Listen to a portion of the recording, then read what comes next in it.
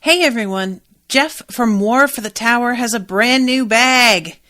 The War for the Tower has 3 new cast members, Everything is Awesome has a new co-host, and Shattered Worlds RPG is now a bi-weekly live stream.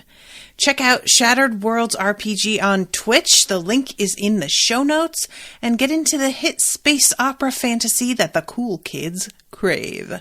Thanks so much to Jeff for his ongoing sponsorship of Unspoiled, and if you do go and check out his stuff, let him know we sent you. This is an Unspoiled Network podcast. This is Some Spoiled, a Song of Ice and Fire 2.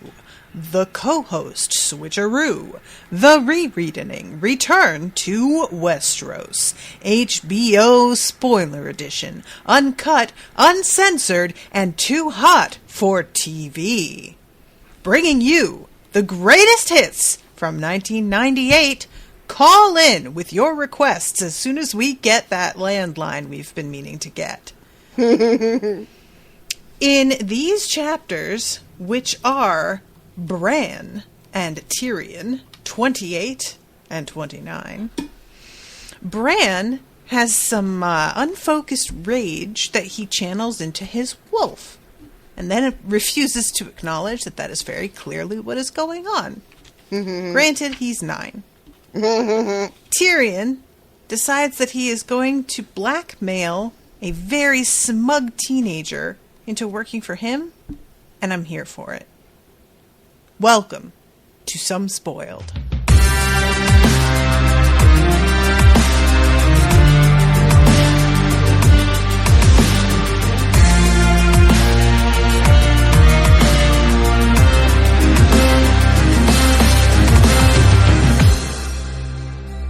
Monsters are dangerous, and just now kings are dying like flies. I am the king!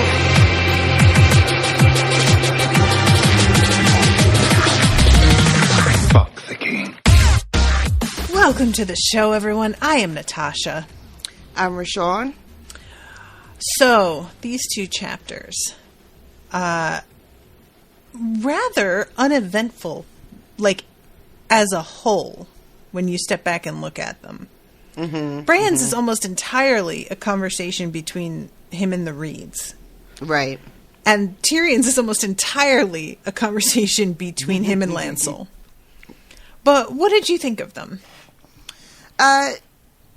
For chapters that don't have a lot happening, there is a couple of really good moments of insight into each character. The thing that struck me the most actually is at the end of the Tyrion chapter, because his chapter ends with him being really, really satisfied with himself. Yeah. Really just feeling his power, as they say. You know? I don't know why that sounds so dirty when you say it like that, but yes, fair. You know, and it struck me because, again, you know, I have to, like, touch back on the show. I can't help myself when it comes to certain things. That was not ever anything I remember getting from the character on the show. The character on the show always struck me as kind of, like, weary. Yeah. You know? I think that's a good way to say that. And at the end of this chapter, after he, you know, is done fucking this girl, you know, he goes to sleep and he is just like, yeah, they thought I was nothing. I was a monster. I was this, but now look at me. And it was a very, very different sort of moment for me with that particular character. Just being like, oh, this is a side of Tyrion I don't think I know very well. Yeah. And then with Bran, this is all happening so much earlier than it happened in the show. With the Reeds, talking about, you know, talking to someone else about the Three-Eyed Raven. This is earlier? I don't remember when it happened in the show, so... They didn't show up in the show. The Reeds show up after they leave Winterfell and they're like in the woods and they run into them, or they run into them out in the wild. Okay. So when they came to the harvest feast in the last Bran chapter, I was just like, wait, what are they doing here already?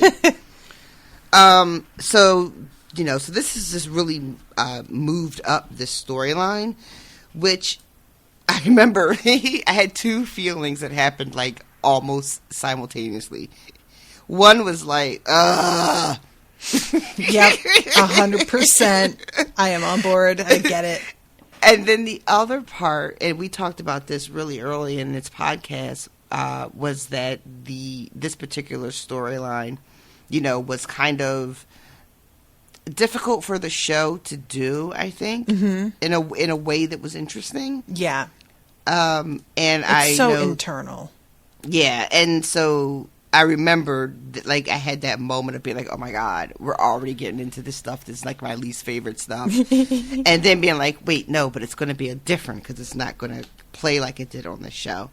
And so I had that moment, and then I had this little chapter to read, and I did enjoy it. I enjoyed this Jojen character, this little kid.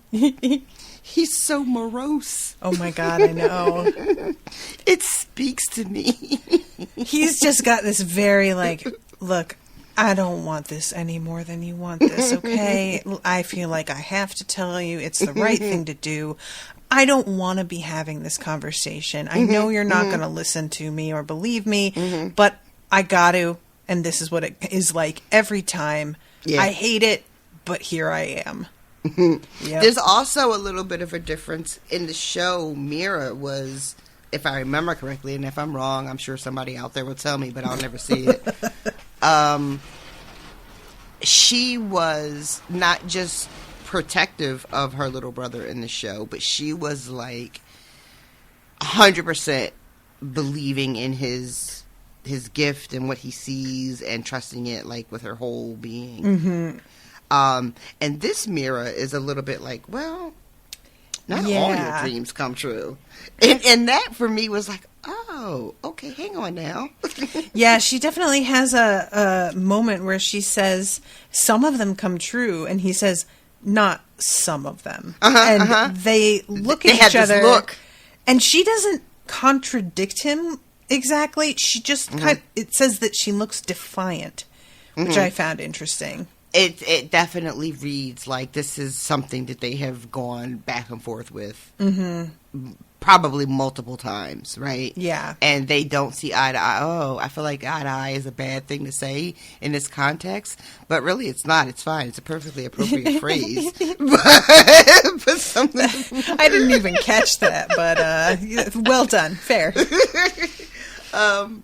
But yeah, so that little hint of, well, I wonder, like, what that disagreement is about. Is it about something specific that he said would happen that didn't happen, or something that happened that he didn't see coming and she feels a way about it, So either way, it was just like a little bit of a different tone. And so I was pleasantly surprised at how into this telling of it I was. Yeah. Even though, like I said, my first initial reaction is just like, oh my God, here we go with this thing that I don't care about. Yeah, I'm very interested to see if I have like this sort of, because, there are storylines that work better for me than others in these books. And there have been so many times, especially when covering things with you, where I didn't like something the first time through. And then when I go back over it and I really take the time to analyze it, there are such depths revealed that I didn't really have the patience for the first time through, and maybe that's why I didn't like it or appreciate it. I'm wondering if that's going to happen with some storylines in this one. Like, because that, I mean, the one that always comes to mind when I think about this is season 3 of Sherlock. And for those interested, Rashawn and I covered that for patrons, and that's available on the website. If you are, I think you have to be like $20 to get access to that one, because it was like a special thing. But the third season I hated when I first watched it. I mean, I like really hated it, guys, a lot. I think 3, or maybe it was 4. How many seasons were there of that show? 3, right? Girl, who are you asking? Right? I feel like there was a really short 4th season. That doesn't even feel like a whole season. Okay. Well, anyway, there was some season that I really hated, and when I rewatched it with Rashawn, I grew to really like it. I won't say love, but I really liked it in a way that I was completely taken aback by. And it's wild to me how much, like, watching things through the lens of the show changes the way something seems. There are just so many things that people have recommended that I cover that just, they can't withstand the scrutiny that Unspoiled puts things through. Once you begin to really analyze certain shows, they just fall apart, you know? And then there are things that the analysis makes you realize how rich they are and how much thought the writer put into them, and just give you a deeper appreciation of some shit that you already knew was good, but you just didn't know how good. And I already think these books are extraordinarily well written, so I'm just hopeful that, like, another pass through, I'm going to be like, well, damn. Mm-hmm.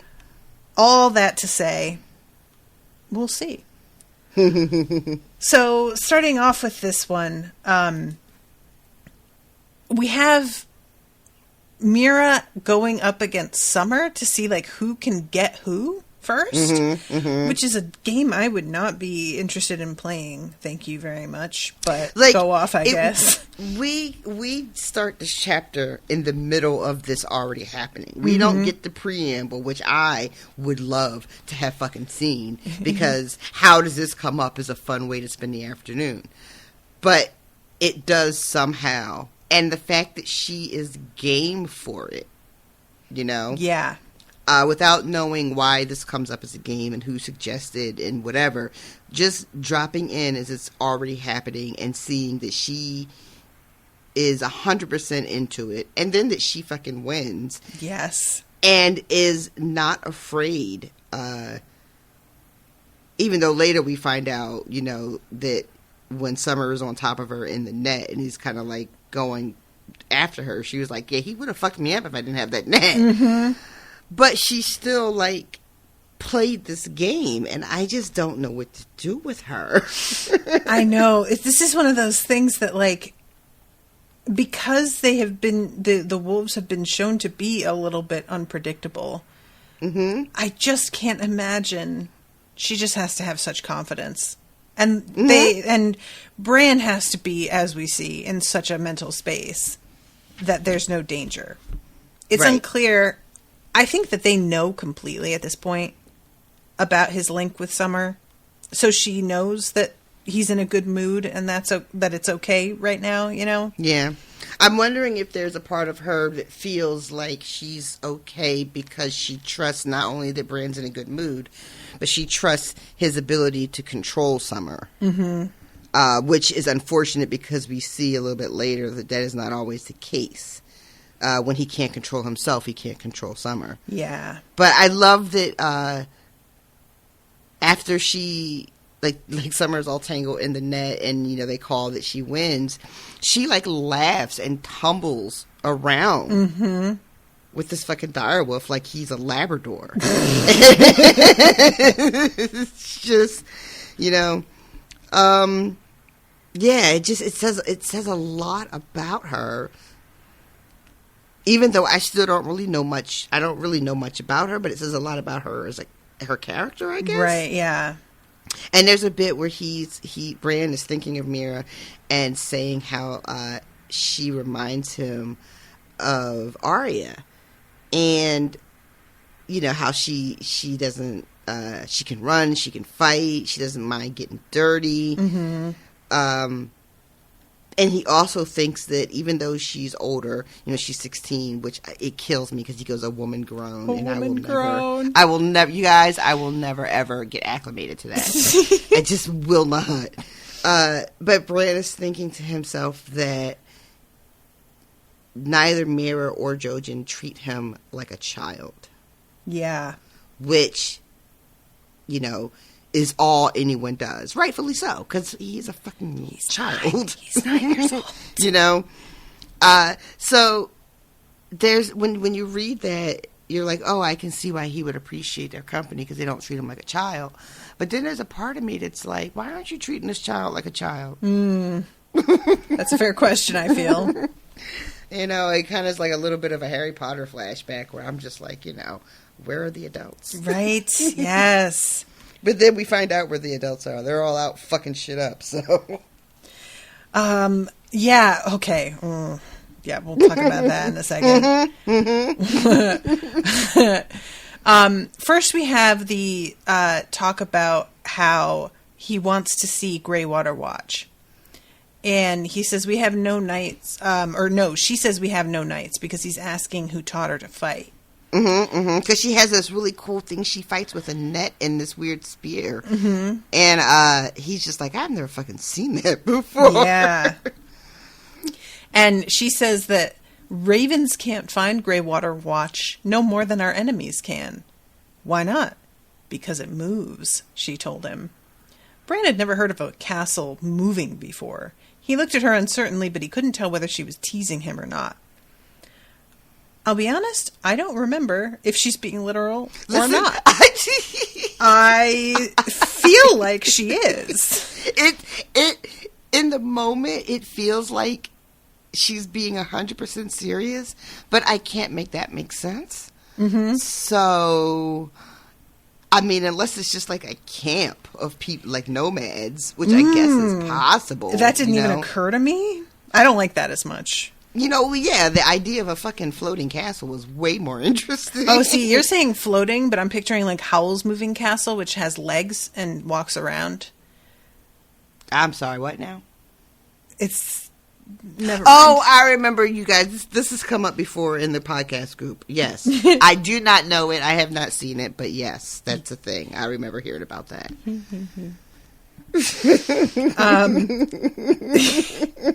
I just love that this is like a book where you can be like, you know, I thought you weren't being serious, but I realize I need to step back and rethink that because who knows?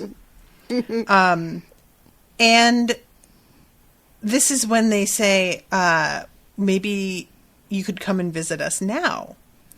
And Jojen says, it would be real good if you got the fuck out of Winterfell pronto. Yeah. He doesn't say why. And he says he'll explain if Bran talks to him about his dreams. And right before he tells him that this is a good time to leave, we find out that since we last saw Bran, that Ramsay has married Lady Hornwood. What? Yeah. That shit's not in the show. Is it? No, I don't think that's in the show. And that Lord Manderley took her castle. Supposedly to protect it from the Boltons. But Sir Roderick is unamused. He is displeased. Unpleased, if you would. Oh my God. God forbid. Unpleased. Say it ain't so. Yeah, this is one of those that I remembered partially. I remembered Ramsay and Lady Hornwood. I did not remember the Manderleys taking her house, essentially. Yeah. This is... I mean, this woman, we saw her briefly, and after everybody was sort of like, plying for her attention and really just her lands and her power and whatever else she had to her. And she really didn't seem like she was getting much say in hardly anything that was happening. Yeah. And then to find out in this really casual aside that while we weren't watching, this is what the fuck happened. Yeah. And even though the little that we know about Ramsay from the book at this point, I feel horrified for this woman I only met for like a half a page. Yes. I am so upset on her behalf. 100% agree. Yeah, it's just, I mean, as book readers, we wouldn't have met Ramsay yet. If we, if we hadn't watched the show, you would have no idea what to think of this guy. Well, no, they've talked about him a little bit, and that he's awful and terrible. Yes, well, okay, so I misspoke. I mean more like you haven't met him, you've heard rumors, and you have to go on whether or not people are being honest about him. Yes, basically. yes. Okay. But, knowing what we do know because of the show, one has to assume this is not a thing that you wanted Lady Hornwood. Yeah. And yeah, it just... And this seems like a real breach, as far as like how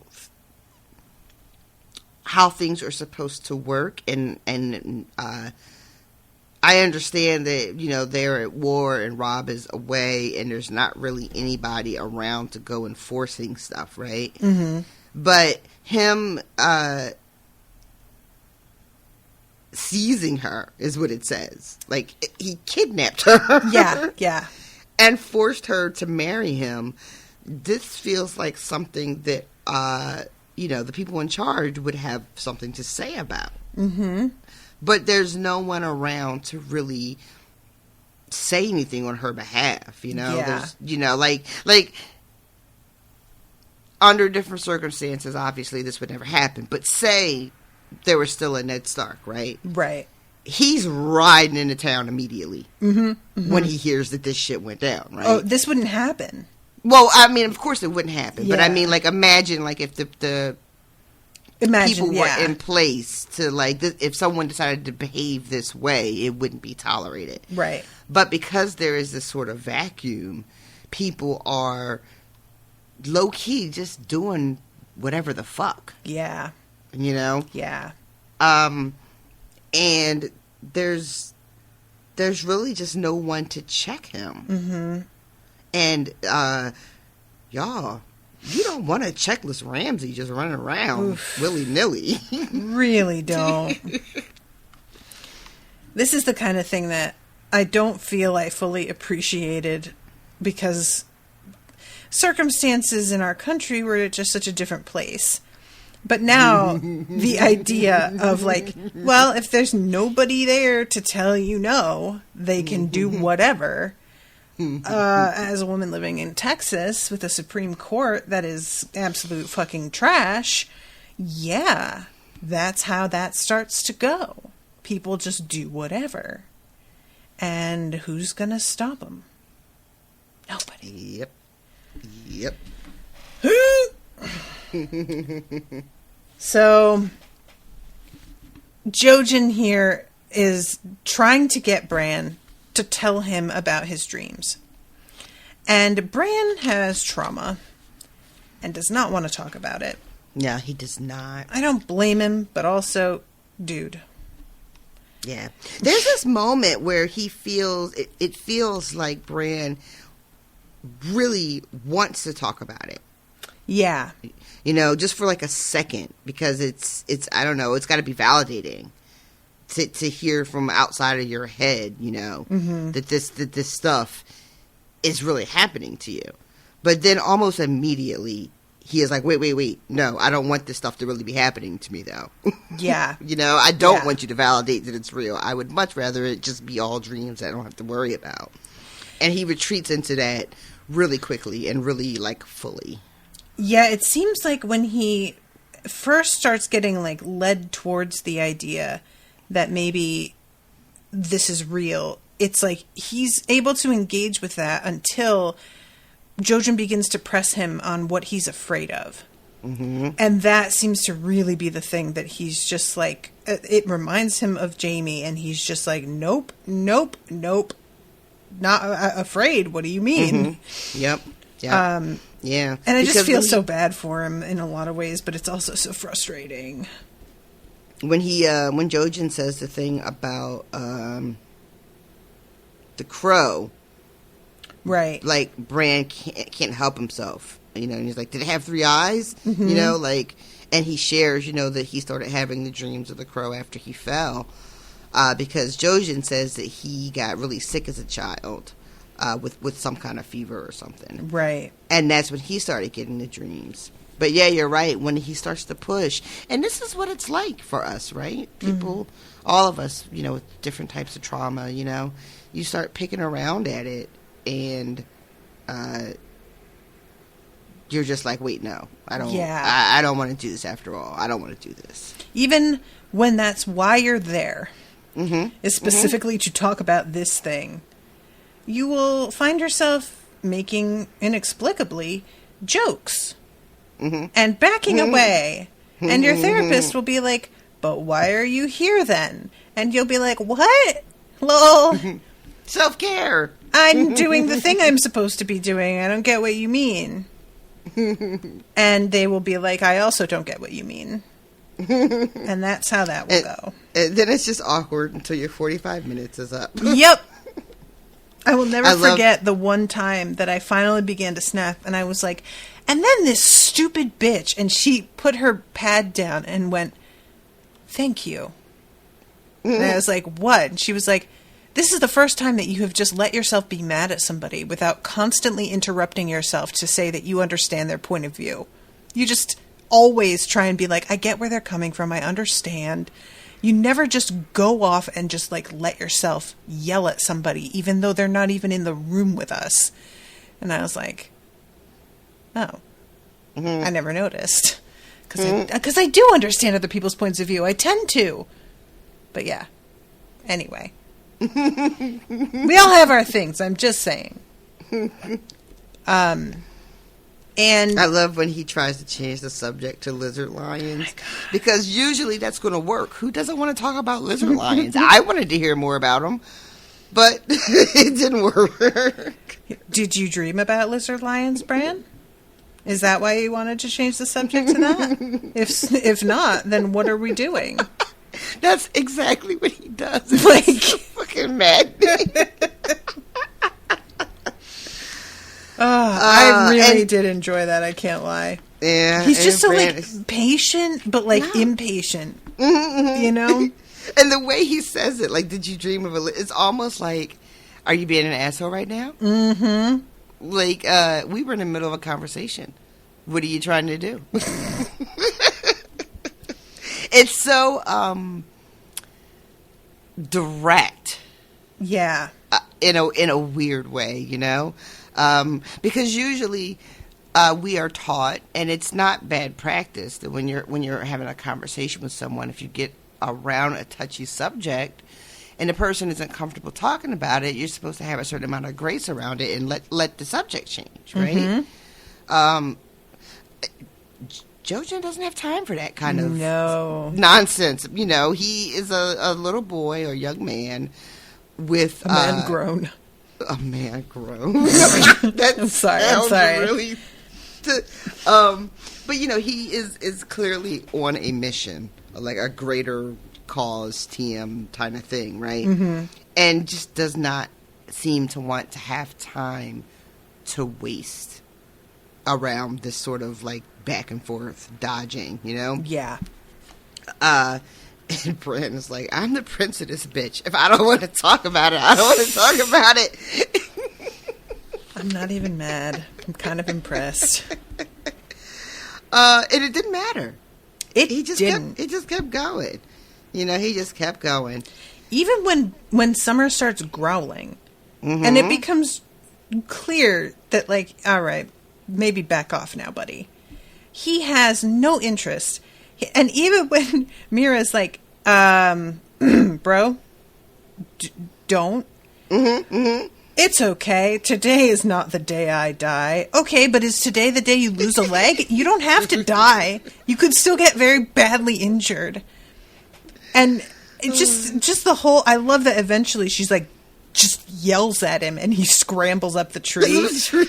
I love the like mental image of him being all stoic right up until the last second when he breaks and runs for cover, and it's just like, oh god. Even though I don't think that's actually how it went. It's how it went in my head a little bit. It's really fucking close to how it went, though. Mm-hmm. Because, right after he says today is not the day I die, she screams at him to do it, and he gets right the fuck up that tree. He does. He's more afraid of her than Summer. I think so. And then she climbs good up attitude. pretty, I mean, I don't think it's wrong to be afraid of her. She seems like a girl that's kind of about it. True. So, and then she jumps up in the tree as well because the dire wolves are also about it. Yes. And Bran is unable to call Summer off, which is really rare. I'm trying to think, have we seen them be well, we've seen Shaggy Dog do all kinds of shit. But have we seen Summer be like this uncontrollable? I don't think so. He has to call Hodor in to come and run them off. And what I think this is, personally, I'll see if you agree, he is in denial about it being related to his own emotions. So I think it's not effective. Because, like, he can't call Summer off because he's not being honest with himself about why this is happening. Right. Oh, that's good. That's just my theory. I like it because there, it's to be clear. Well, the reads are making it clear to us. Bran disagrees that this is Summer reacting to Bran's emotion. So if Bran is not in control of himself, how can he be in control of Summer? Yeah, but oh shit! Did we talk about Shaggy Dog being like all wild and uncontrollable and shit? Only a little bit. And if this connection is like, because Rickon's like a toddler, right? Mm-hmm. So Shaggy Dog is like a toddler in direwolf form. Yeah, a little bit. I mean, there's a reason that he is like, I mean, it's basically like giving a toddler a knife. It's that same sort of energy, like Chucky. But this is part of why. So Rickon in the show gets unceremoniously killed off in an incredibly frustrating scene. The straight line. Mm-hmm, Why? Mm-hmm. Why weave, straight line? Weave! Right?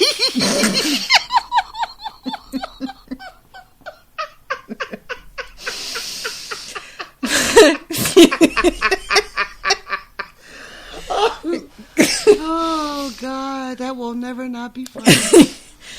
But because, like, the show,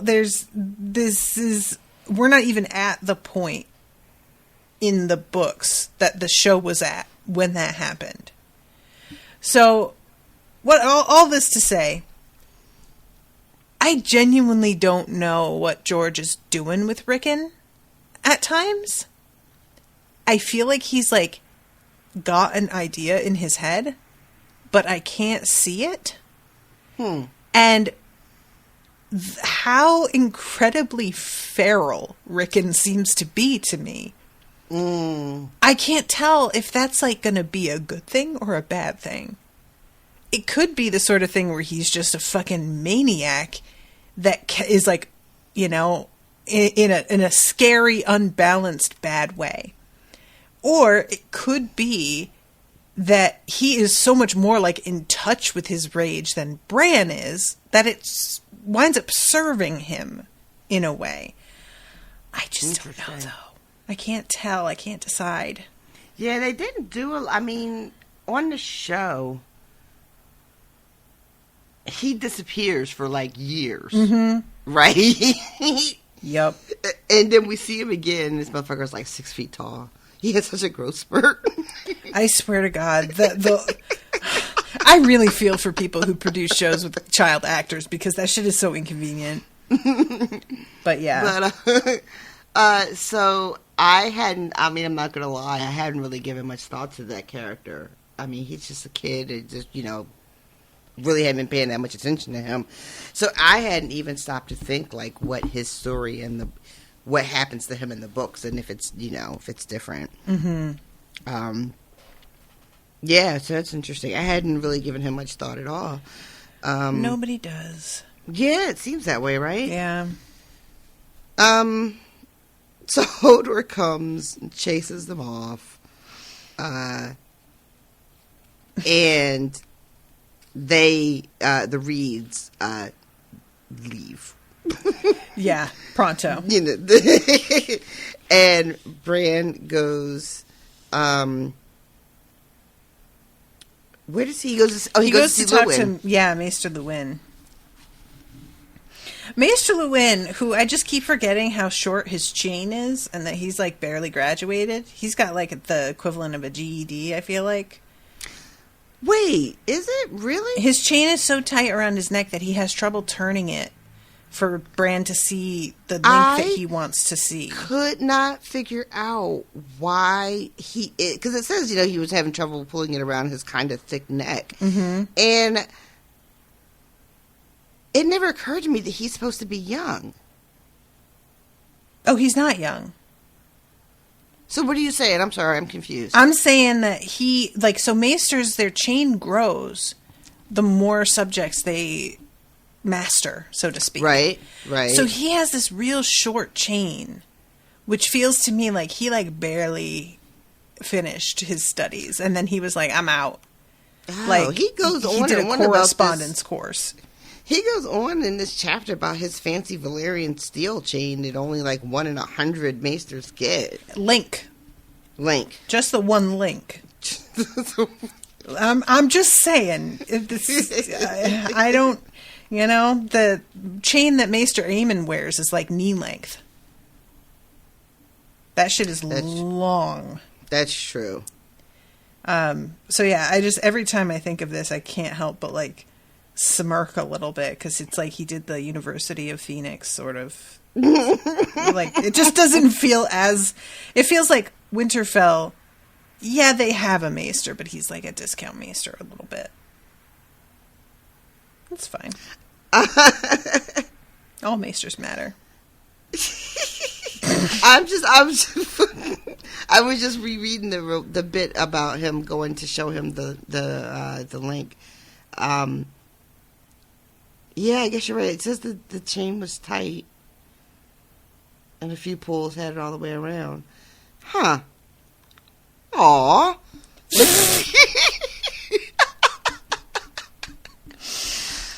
I feel like you're taking it personally. I mean, I don't got no fancy links. I mean, that's fair. It's one of those things that I wish that I could go in there and chat with Bran for a second and be like, look, I know that you respect the guy, and I think it's good that you went and asked his opinion, but just take everything he says with a little bit of a grain of salt, because he was bottom of his class.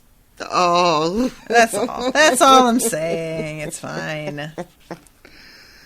Well, this advice he gives him in this chapter, you know what? It's not even his fault. Mm-hmm. I was really frustrated, but then I thought to myself, what else is he going to say? Yeah. One of the things that's, I guess, is a bummer, having seen the show before I read the books, is getting really, really appreciating the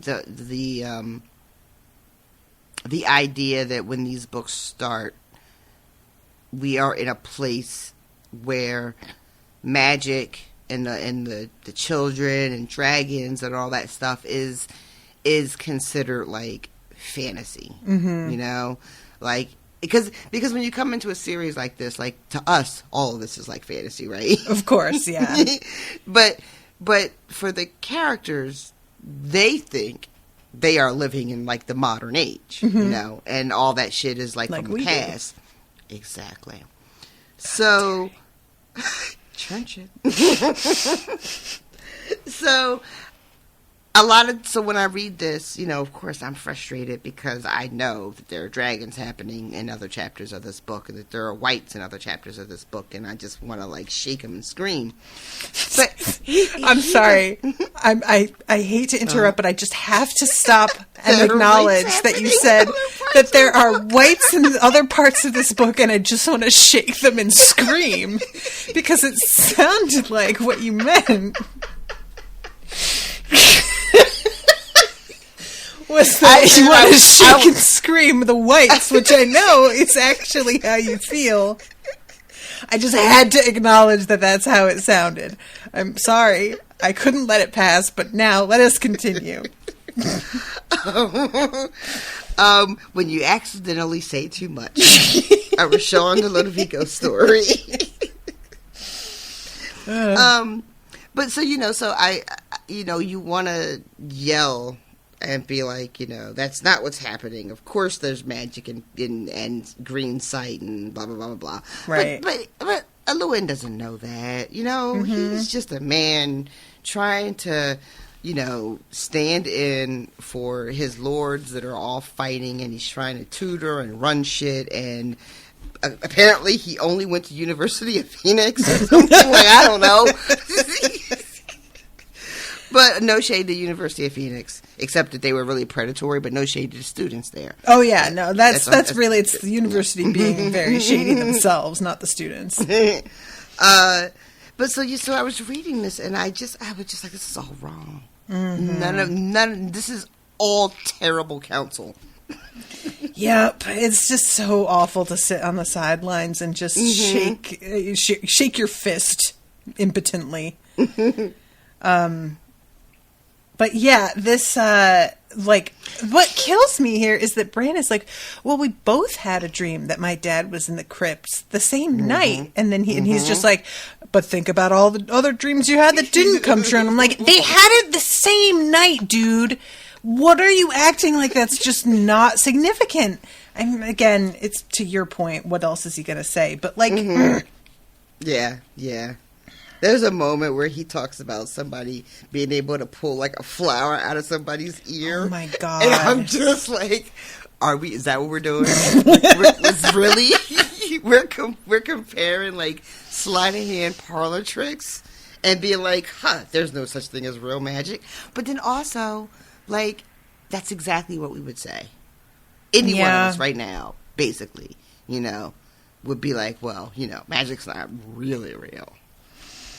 Well, maybe not all of us, because I have, varying thoughts on the subject. But, on magic? Mm-hmm. All right. Noted. But yeah, so it's just this moment of, and it's funny too, because Bran kind of comes here to Llewyn to be assured that Jojen is basically talking nonsense. Right. But he also is kind of pushing back against it. Mm-hmm. It's like this conflicting thing that's happening in this moment where he runs to Llewyn to be, told, don't worry about that stuff. That kid is just filling your head with nonsense. Don't worry about it. But he's not comforted. Yeah. By this, and it's still kind of like you said, like, what about the dreams we had?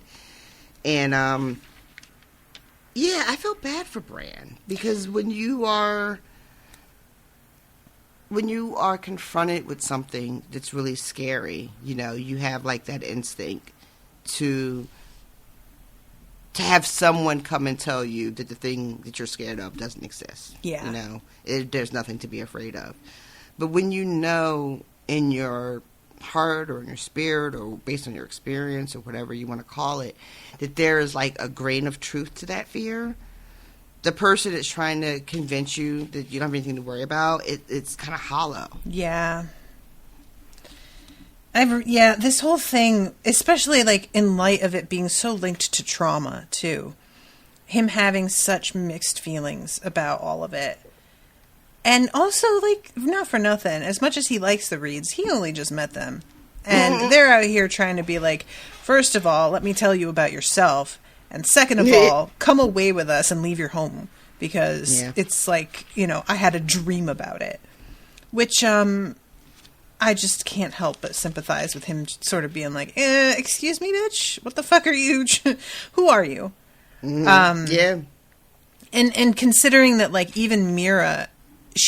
isn't giving her brother the biggest vote of confidence, but then she wants Bran to, like, side with him.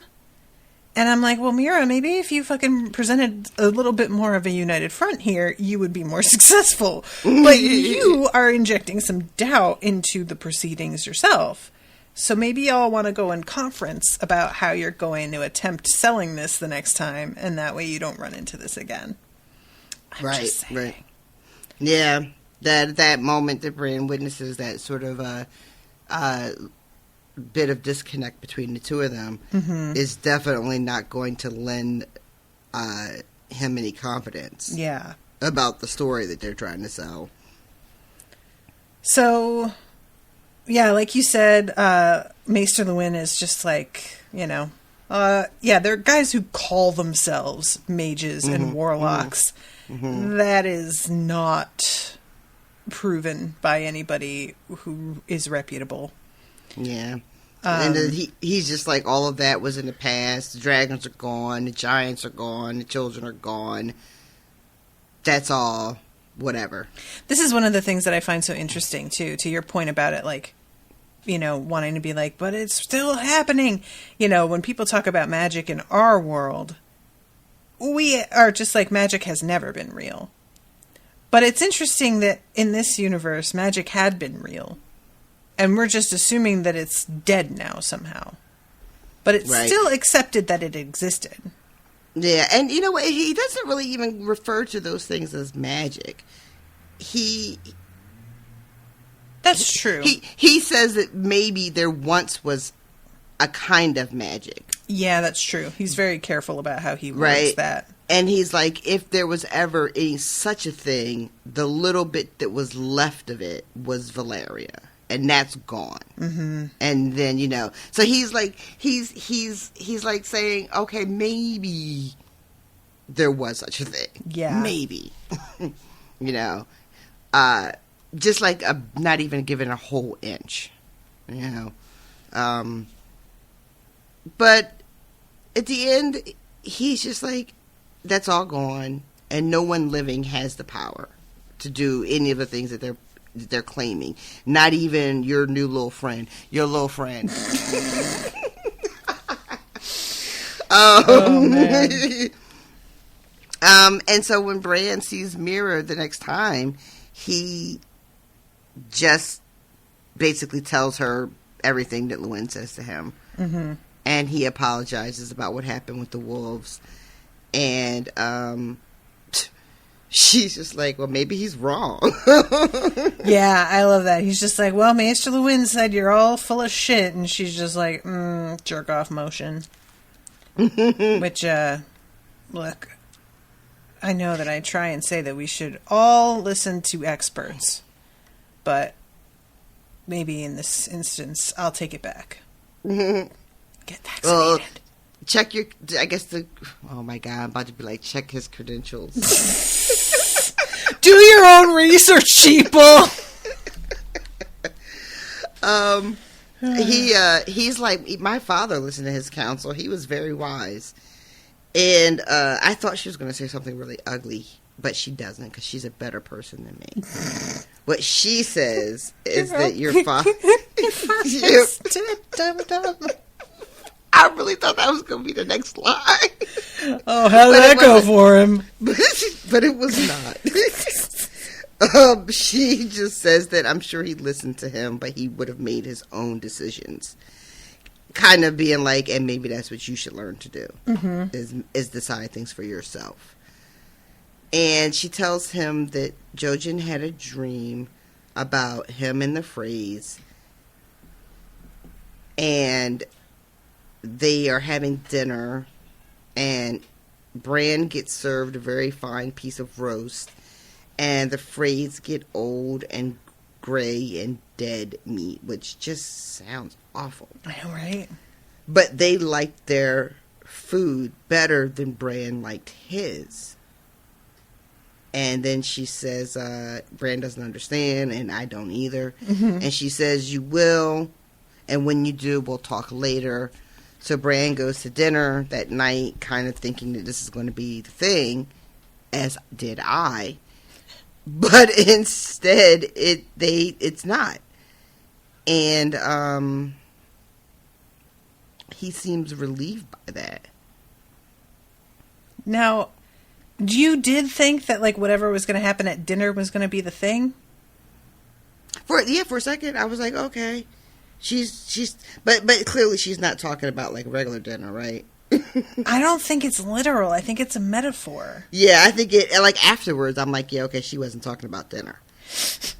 But in the moment, when Bran goes to dinner, I was like, all right, let's see what the fuck they're serving. Yeah, I can't even remember what this is meant to be about. I know that when it happens, it's like, I won't say it's obvious, but it's clear. But I don't remember what it is. I remember also being like the read through with Brendan, having a similar reaction, I think, of where I was just like, wait, what is this? And then eventually like, oh. But yeah, I'm interested. You don't remember what this is exactly? No. With a savory smell that made everyone's mouth water, the meat he served the phrase. Huh. And it's Lewin that's serving the food in this vision or this dream that Jojen had. Right. Which is odd because, it's not a servant serving him. Yeah. Interesting. I have to try to remember to look for that as well. Maybe if it happens, I might miss it. You might have to be like, hey, does that sound familiar? Well, you can count on me. So I'm trying to see if there's anything else that we missed in this chapter. I don't think so. I think that's everything, right? Yeah, I mean, there really wasn't that much. Oh, God. I almost missed this, but that vision that he had has been highlighted 16 times, according to Kindle. I really enjoy whenever Kindle is like, hey, here's the thing that everybody thought was important. It's just interesting to know that there was, like, 16 people. Yeah, it's Only not even 16? that many. Yeah. I guess. So, then we go to Tyrion. And he has been woken up in the middle of the night by Podrick Payne, who has been woken up in turn by Lancel, because he is on a mission from Cersei to get Pycelle out of jail. He is just another one feeling his fucking power. He just comes striding in, making demand. He is such a little shit. Insulting people to their face, calling him imp. He like keeps he's calling grown. him imp, and then when Tyrion calls him boy, he's like, sir, imp. And I'm like, do you not hear yourself? Of course he doesn't hear himself. Why am I even saying that? No, they don't. Never do. Mitch. Guys, there was a whole thing on Twitter with this guy yelling at me and Miles, but he kept calling Miles Mitch because he didn't like our podcast. And he told us if we had nothing nice to say, then maybe we shouldn't say anything. This was Dark Tower. While completely not noticing that he was coming to us to, like, start some shit on Twitter. And he could have just chosen to not say anything. And then later on, he's like, and it really bothered me how Mitch kept mispronouncing things. And I was just like, oh my God. It was too perfect, and he just didn't hear it. He just didn't see it. Bless his heart. Anyway, sorry.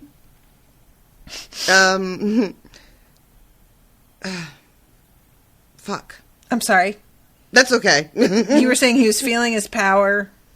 They don't hear themselves. themselves. No. We were just talking about how insulting he is. Ah, yes. And just rude. And that's how we got on that. Okay. And this, like, Tyrion asks why Lancel was sent instead of her coming herself. And he's just basically like, that's none of your business. She reminds you that she is Joffrey's regent. And when he's like, yeah, and I'm his hand, the regent rules. The hand serves. And Tyrion says, oh, wow, can you write that down? Which, that was a pretty good rejoinder. I liked that one. Tyrion offers us a cup of wine, and I'm here at the queen's behest, her grace's behest, not to drink with you. Imp.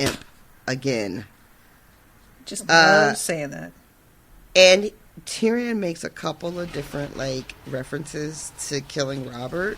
Oh my god, I love it so much. But it, like, doesn't hit until later. Because the first one he says, he's just like, wine does have its dangers. Yeah. And he doesn't have any reaction to that. No, just like right over his head, I think. But also because he's still feeling very empowered, you know. Cersei has sent him on this little mission, you know, and, I mean, plus he's fucking her, so that's got to be making him feel pretty good, too. You know, and it's just, power is such a funny thing, you know? Yeah. I don't have any, so I can't speak from personal experience, but the way different people carry it, you know, and how it changes how they behave.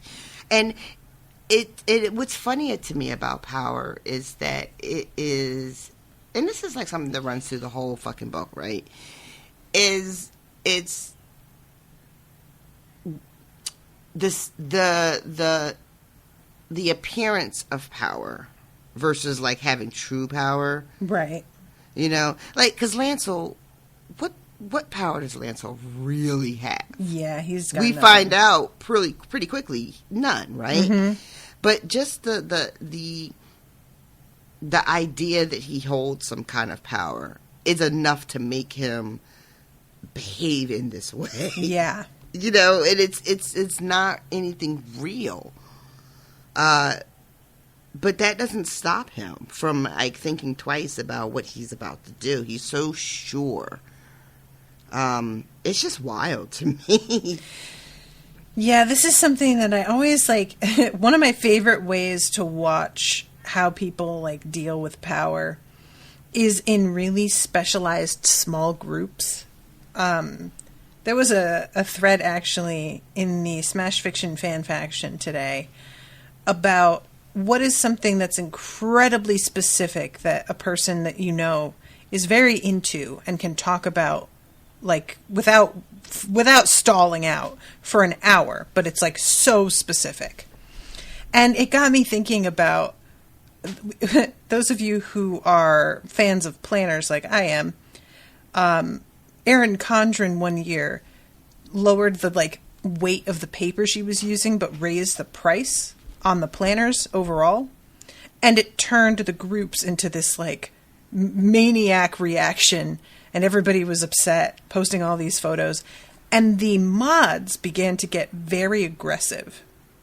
And this is the kind of thing that I have such mixed feelings about, because whenever you have mods anywhere, there are going to be people who act as if any enforcement of the rules against them is the mods hating them personally. The mods are power crazy. And so I don't love to feed into that by, like, saying this, but it sometimes is true that people in some spaces who get, like, mod powers begin to, like, feel themselves a lot, and they begin to, like, get weirdly cliquey with other certain mods. And it's just such a small bit of power that's truly irrelevant in the grand scheme. And yet, the attitude that these people will start throwing around, it's wild. And so that's like one of those little microcosms that I like to sort of watch. Okay, this tiny little bit. It's like people in bureaucracies, you know, school systems, things like that. And you can just watch this tiny universe that they occupy, that they think means something, goes to their head so utterly. And they, like, lose touch completely with how irrelevant as a person they actually are. Because in this tiny ecosystem, they mean something. Right. Ugh, tiring. Get a life. In summary. So he's here because they want Pycelle released. Cersei is incensed that Tyrion would even have the nerve. And he also he doesn't let slip. He also tells him that Sir Bywater needs to be dismissed or demoted or arrested because he ignored a direct order from Cersei. Right. And that tells Tyrion that she actually tried to skip coming to him. Yeah. And tried to get Pycelle released directly, and it didn't work. I love that detail. And, yeah, it's a really interesting, good detail. Because I don't know if I'm supposed to know who this Bywater person is. I'm sure we met them. I think maybe. we met him. I don't remember. I want to say that there was a period where Tyrion was having to pick someone to replace Janos Slynt, I think. Or no. Hold on. I'm going to look up Jace Bywater. Everybody calm down. Okay? I can hear you all freaking out. He is serving officer of the City Watch of King's Landing and captain of the Mudgate. And he was picked for a very particular reason. Somehow Tyrion decided that this was a I don't know if he's loyal or what the fuck. So he is named commander of the City Watch after Tyrion dismisses Janos Slynt. I think it's because Janos Slynt, when he's still like drinking and thinking Tyrion's on his side, and I think he makes a couple of comments about how Jace didn't want to do the baby killing, like that he, and when Slynt's saying it, he's trying to imply that the guy has this like a weak stomach and maybe isn't fit for the job. But Tyrion hears that and is like, "Oh, look, a decent human being, great." Right.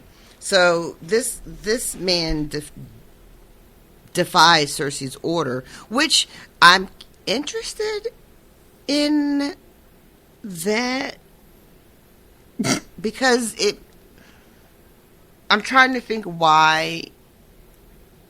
And this is not like deep book stuff. I'm just like trying to figure out like who's in charge. Right. How is it that does Tyrion's order trump Cersei's order? And I guess his hand it does, despite what Lancel was claiming about who rules and who serves. Right. Because I would have thought that a guard would have followed her command. And so when I was reading this, I was thinking that it had more to do with Bywater's loyalty, if that's even the right word, to Tyrion. But maybe that's just how it works, and she really isn't in a position to be ordering anybody released. Mm-hmm. Is that fair to say? I kind of think it's actually the first thing that you were guessing, which is that it's the personal loyalty, that he's like putting his eggs in the Tyrion basket, so to speak. Okay, all right. So after this, though, I think Pod is dismissed, and it's just the cousins, and things get a little more real. Mm-hmm. This was just delightful to read. Honestly. This whole little bit. Now, a lot happens. I still enjoyed it. I love this bit. Tyrion puts the cards on the table and is like, "So, how long have you been fucking my sister?" Mm-hmm. First, I just want to put it out there. First thing he says is, "You're going to watch how you fucking talk to me." Mm. First of all. But then he hits him with the, how long y'all been fucking? And I love that, like, Lancel doesn't reply, but there's, like, a flicker in his expression, and that's enough, and Tyrion is just like, well, damn. Because this is a report that he got from one of Varys' people, and he wasn't even sure if it was, like, legitimate or not, and then that reaction, he's like, okay, well, here we go.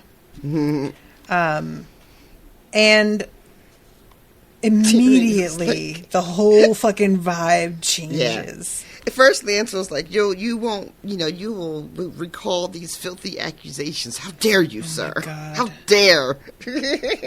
I love this kind of fucking, like, the indignation. Mm-hmm. Oh, man. I always, like, look, if I were engaging in some wildly illicit shit that I knew could get me killed, I have to assume I would react in the same way, because what else are you going to do? Oh, yeah. But I am always fascinated by people who manage to muster up indignation when they're confronted with the actual truth. Mm-hmm. What is that like, to, like, live that way? There are so many people out there that's how they function. Mm-hmm. They go through their lives getting outraged at being correctly and accurately accused of things. And how, you know, like, I love how quick he flips. It takes like nothing. He goes from withdraw these accusations. All Tyrion has to say is, can't wait to tell Joffrey that you killed his father and you're fucking his mother. And he immediately it's not like that. And he spills the whole beans. The queen is the one that gave me the strong wine. Your own father told me that I was to obey her in everything. Like, it didn't hardly take anything. Yeah. It's a little bit pitiful. A little bit. I mean, even Tyrion thinks to himself, like, wow, this kid's weak. Mm-hmm. Ouch. He's fucking looking at him, and he's just like, he's not very tall. He's not even that good looking. His hand is sand instead of spun gold. Just a poor copy of Jaime. Mm-hmm. I guess that's good enough. Mm-hmm. Yeah, he's got a very sort of objective stance here he's trying to take. And yeah, immediately he's just like, I'll tell you anything. Mm-hmm. Tyrion's like, you're going to inform me everything she does, everything she says, everywhere she goes, everyone she sees. And he's like, yes, I will, sir. Yep. Pitiful. I mean, he is begging. It wasn't my fault. I hated doing it, talking about, like, getting Robert drunk. You know, and every time he says something, Tyrion is just like, well, good. I'm sure his grace will want to hear all of this, too. And he starts begging, please don't tell anybody. I'll leave the city. You'll never hear from me again. You know, I'll pretend it never happened. And then Tyrion is like, yeah. Mm-hmm. I fucking love the I didn't even want to do it, and Tyrion, oh yeah, I'm sure fucking the most beautiful woman in Westeros has been terrible for you. How do you even get out of bed in the morning? The whole thing is just so laced with, like, his fucking don't insult me kind of attitude, and I just really enjoy that. Anytime that Tyrion gets to fully flex, I enjoy it. I need it. By the time this is over, this motherfucker is calling him my lord. Mm-hmm. You was just calling me imp 5 minutes ago. How about that? Mm-hmm. Life comes at you fast. So, after this very successful meeting, he tells Lancel to report back, tell her that I am going to give her Pycelle and release him tomorrow. But I'm not going to allow him back on the council. And tell about Jacelyn Bywater. Tell my sister you believe you can win him away from me given time. That ought to content her for a while. And also, make sure you don't knock a bitch up, because that would be real bad right now. Oh my god. I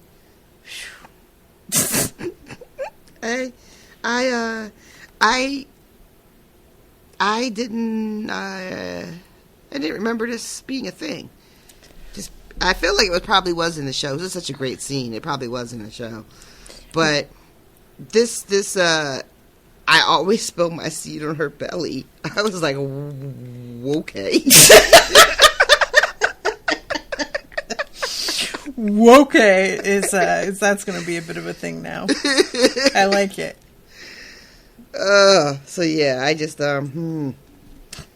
Tyrion says moisten her belly as often as you like, and I was like, no. It just, well, the sea that your dew falls nowhere else. Ugh. Like, it went on way too long. It's only like 3 sentences, but it was too much. And then Tyrion thinks after he's gone that this kid, and it's a real shame, is going to be dead within a year. Yeah. Because Cersei will either have him killed the minute she finds out that he's betrayed her, or to kill him to keep Jaime from ever finding out that she fucked him, or God forbid Jaime finding out that they fucked, because then he's going to fucking kill him. Yeah. And you just like, this kid that you were just like really annoyed with 2 pages ago, you're just like, oh, this poor fucking sap. Yeah, I do appreciate Tyrion having a moment of just being like, I hate the kid, but he doesn't deserve this. I mean, it's not a high bar, but I appreciate that. The best part about that is when Tyrion thinks that about how he doesn't deserve this, he says what Cersei and I are doing to him. Yeah, like he implicates himself. Yeah. Yeah, there's a taking of responsibility there that's very rare in humanity. Doesn't change anything. He doesn't change his actions. That's at all, exactly what I mean. Is like, I appreciate the acknowledgement. It doesn't mean that he's going to do anything any differently than he's doing it. Right. I do just appreciate that bare minimum acknowledgement. But yeah, it's not enough. It doesn't cause any changing. So then he goes from there to, oh my God, I love this part. Tyrion reflected on the men who had been hand before him, who had proved no match for his sister's wiles. How could they be? Men like that, too honest to live, too noble to shit. Cersei devours such fools every morning when she breaks her fast. The only way to defeat my sister is to play her own game, and that was something the Lords Stark and Arryn would never do. Small wonder that both of them were dead. Yeah. And well, that's he has basically never what felt we've more been alive. saying. Yes, true. There's also a really bad but also good joke from Bran, where he after Tyrion calls him, he says, "My sister seems to have mistaken me for Ned Stark," and Bran says, "I heard he was taller." And this is not after Joff took off his head.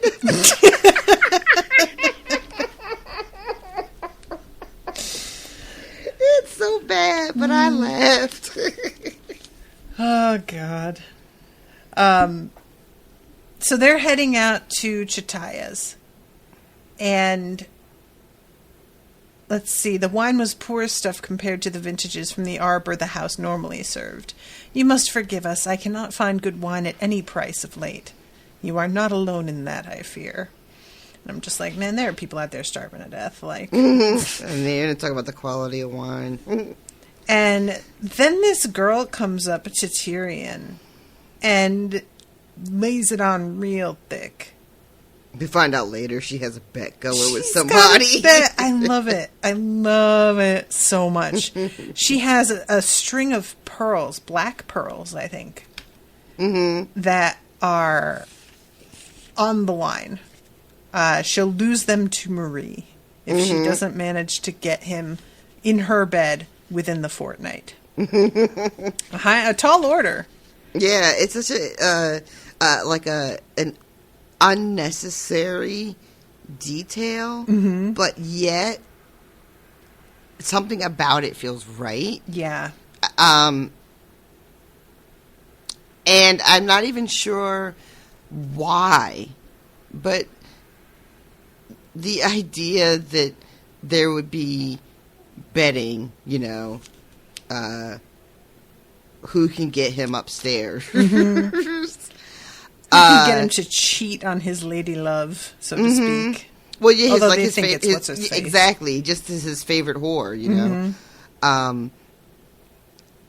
And I don't know, something about it just really tickled me, and it just felt like Yeah, that seems right. And she is like, when he says something about how, well, I don't want to be responsible for her losing her pearls. Not Chataya. She's the one who owns the place. Who's the girl that she's talking to right now? Alaya? I don't know how you say that. Alaya. Okay. I think it's Alaya. She's like, well, then go fuck her. And he's like, well, maybe I will. And she's like, yeah, right. No, you won't. And he's like, she's right. I'm not. I like Shay. And later on, he thinks, I love Shay. It goes that far. This whole bit going through the whorehouse and on his way to see Shay is, we find out that he goes out of his way to make sure that the men who are guarding where she is being hidden are just like the least attractive, most objectionable men that could be found, preferably men that don't even like women, just because of an insecurity. He doesn't want, handsome men, hanging around all day when he can't be there with her. Yeah. But then he also has this feeling of like, well, I am actually also hideous and unattractive. I hated that for him. And he says perhaps she does not even see ugliness, which I actually thought was really sweet.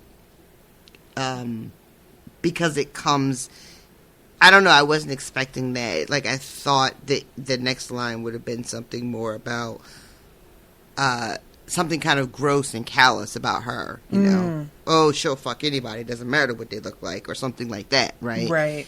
But instead, we get this little line of, like, maybe she doesn't even see ugliness. And I guess maybe that could be interpreted a lot of different ways. I took it to mean something very sweet about her. I don't know if he meant it that way, but that's how I took it. Yeah, that's a good question. It's just really that moment when you're like, oh, I don't need to worry about them as a threat, and then you realize I have more in common with them than I do with the thing I perceive as a threat. Ugh, relatable. Yeah, because he starts thinking, even though I put these horrible people to be in her life every day, she never complained. And then he starts thinking about how she's never complained of him either. Yeah, it's a moment for him. It's a real roller coaster ride because it really does feel like he goes from being really comfortable to when we hear about how he went out of his way to find these people to watch her, and it's being based in like this insecurity, to kind of dovetailing into this moment of a real affection for her. Yeah. It's so to wrap up this chapter, he eats her out until she comes, and then fucks her and almost immediately comes himself, and is laying with her, thinking about how this is what he was made for. All of this power that he's wielding, being able to be Hand of the King and have that sort of like game that he's playing, but then be able to come back to her bed and fuck this gorgeous woman. And he's just like, damn, I've really got it made. Yeah. And it's on the one hand, I'm pleased that you appreciate your circumstances, but also as soon as you start thinking that, that's when it starts to slip away. It's true.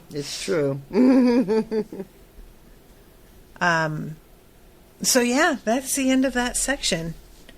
And I'm okay. So let me look at something real quick, because I just want to. Okay, I think that the next chapter might be the one that I was like telling you to brace yourself on.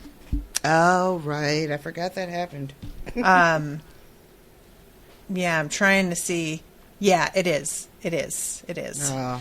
So, trigger warning for rape for the next episode. Because there is some things happening in that one that are rough. And while rape happens in all these books many times, it's different this time. So just wanting to mentally prepare you and listeners, if you are not in a mental headspace where you want to hear us talk about it, you may want to skip the next one. But that's that. This does not sound great. It's not. This is probably the part that I like. There's 3 incidents in these books that I find like the kind of disturbing that never really leaves you. And this is one of those 3. So, yeah. Just watch out. I'm sorry, but I just felt like you should know going into it. No, I appreciate and maybe my the prep heads will up. make it so that it doesn't even seem that bad once you get to it, you know? I'm hoping that that's what happens. Anyway, all right. So I want to say hi to the 2 new patrons we got this week. We have Amy Sophia Mayer. I hope I'm saying that correctly. And John Hood. I love this. We have John Hood could not be an easier name. It's the contrast between the 2. Sophia Mayer, though, I think I'm saying correctly. But welcome to both of you. I really appreciate you. I know I went on a tangent last week about Patreon and the trouble I have been having, so I won't get into it again. But a lot of patrons that already exist like upped their pledges in response to my plea, which is not what I was like asking for, because people who are already pledging, I don't want them to feel pressured to give more. You know, they're doing their part already. But a lot of people did, and I just really thank you guys so much. Like, it genuinely made a difference right away. I appreciate you all. And to those of you who are new patrons, welcome. I hope that you are enjoying all the patrons-only content. The Discord has been seeming to be functioning the way it's supposed to. Yay! Yay! So everybody, please come and hang out with us on there. There's a lot of discourse. I'm not able to be on there as often recently because of wedding planning stuff just sucking every spare second of time I have. But there's a lot of other people in there. Rashawn's been up in there as well in the No Spoilers channel. And the one thing that I ask is that there not be too much talk of, well, you know, it's way different from the show the way this goes. That kind of talk, even if it's not a direct spoiler, can be spoilery to Rashawn. So just, if you can keep the comparisons to the show about stuff that we haven't yet reached in the books in the spoiler channel, that would be appreciated. Because it can veer very easily into, like, implied spoilers otherwise. And I meant to mention to you, so you know how we were talking about, like, the gambit that Tyrion did with, like, telling 3 different people 3 different things and seeing what they did? Mm-hmm. So I got this correction from, like, 11 different people. Forgive me, guys, for not having anybody in particular that I'm crediting with this, but it came from many corners. The thing that was confusing us was that Pycelle was given the same information that later on Varys repeats to Tyrion. And we were like, well, then how can he know it came from Pycelle for sure? And it turns out that what Pycelle got was information that I think he gets that Myrcella is going to Dorne, and Varys says to Tyrion that Tommen is going to Dorne. So he had a different child. He had, like, enough information that it seemed like the same thing to us because we weren't keeping very strict track. But it was a different story than the one that Pycelle had. Gotcha. So okay, that makes there more it sense. is. Because, yeah, everybody, when we were like, I don't get it, most people were explaining simply that he had, like, you know, he gave everybody a different story, but I don't think people were that specific about what the difference was. So I wasn't seeing it because I thought I remembered Varys mentioning Myrcella specifically, but apparently he does not. So there's that. Well, thanks, guys. Yeah. And I think that's everything. Is there anything you want to add before we wrap? No, ma'am. All right. Well, thank you guys so much for listening. Look at us. An hour and 23 minutes. We didn't even reach an hour and a half. Good for us. We managed to keep it under control. Those 2 tiny ass chapters. Until next week. Toodaloo, motherfuckers. Bye, guys. Joffrey, Cersei, Walder Frey, Meryn Trant, Tywin Lannister.